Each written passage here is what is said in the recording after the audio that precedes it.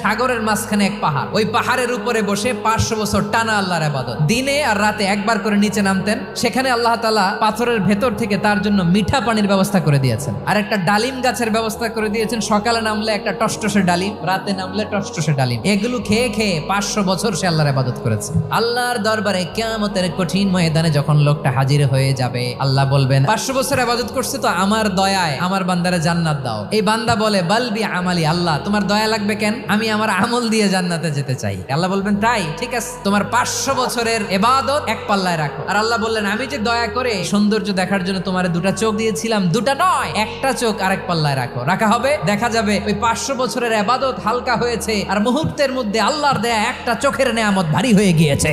ফলাফল দেখো, হিসাব বলে তুমি এখন জাহান্নামে যাবা, যাও এবার জাহান্নামে যাও। এবার লোকটা কাচুমাচু করে বলে আল্লাহ এবার আমি বুঝতে পেরেছি তোমার দয়া ছাড়া দুনিয়ায় কেউ জান্নাতে যেতে পারবে না।